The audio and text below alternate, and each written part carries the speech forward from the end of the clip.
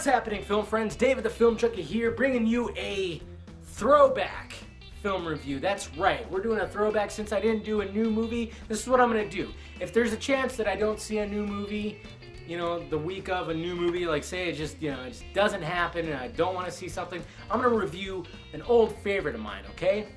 And this week, we have Face Off. The reason why I'm reviewing Face Off, because I just watched it as I was writing and stuff like that on AMC with story notes, which was awesome. I love story notes.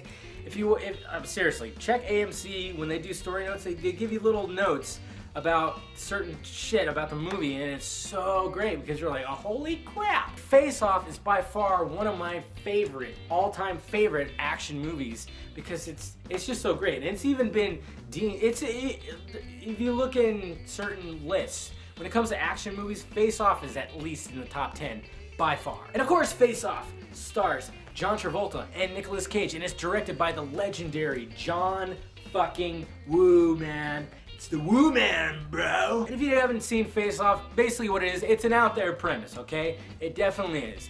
Basically what happens is John Travolta plays Sean Archer, okay? He's an FBI agent.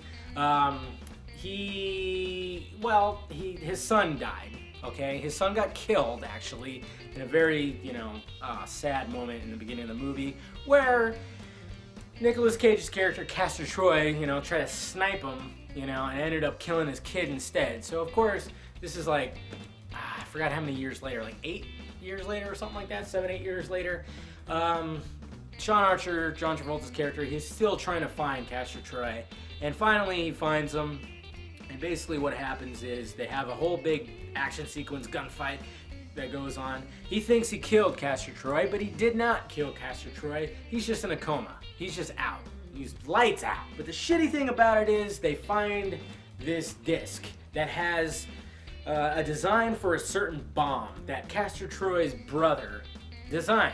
So they question him. They question Castor Troy's hoodlums, his little gang and everything like that. Nobody really wants to wants to tell him anything. So the only option Sean Archer really has is it sounds very out there, of course it does, is to basically transform into Castor Troy by taking his face and his very own face, take his face off and put Castor Troy's face on, and then of course cut the hair, make the body all so then he can go into the prison where Castor Troy's brother is and get that information out of him.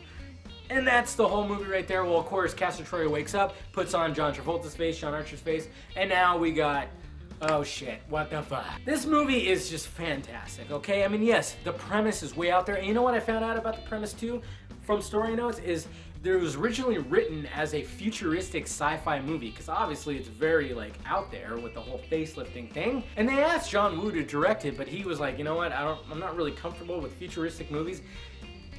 Even though he did Paycheck, which was in the future, and that was the last movie he made in America.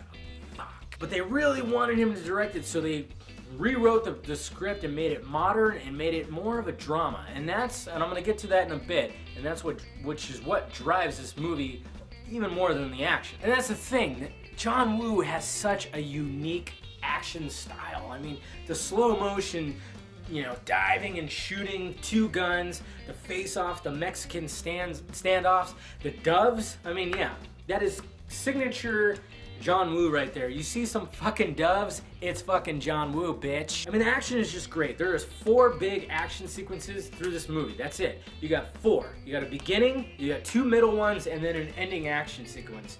And it's like a ballet. And they even stated down there, it is like a ballet. I mean, the way these guys jump and shoot, and I mean, it's so cool. I mean, of course it's very unrealistic, but who the fuck cares? It's the fucking movie. But what really drives this is John Travolta and Nick Cage, because these actors literally had to play both parts. They had to play the bad guy and the good guy. In the beginning, it's Nicolas Cage playing the bad guy. He's an asshole, he's the way he is, and then you got John Travolta playing the good guy, and he's just he's down. He's been down, and he really wants to get this guy, and he just doesn't know what to do with himself. And even when he catches him, he still doesn't know what to do with himself. It's only that he becomes Castor Troy and goes through this whole ordeal that he really just puts it to bed, puts the past in the past, I mean, that's what happened. But what's great about it is, like, John Travolta and Nick Cage had to act like each other. That's what's so fantastic, is they had to do their mannerisms. And throughout the movie, when they switch, you see that, especially with John Travolta. I mean, he really just becomes Nick Cage. And there's moments where Nick Cage, where you're like, whoa, that's Travolta right there. And apparently they spent 2 weeks together just to, like, really go over this and just take the certain mannerisms that they both have and really act them out. And I think that's what really drives this movie. You know, and here's a fun fact that I learned from story notes is when this was first being written, they thought of Stallone and Schwarzenegger. Can you imagine that? You killed my son, you son of a bitch! And then they switched. You know, you killed my son.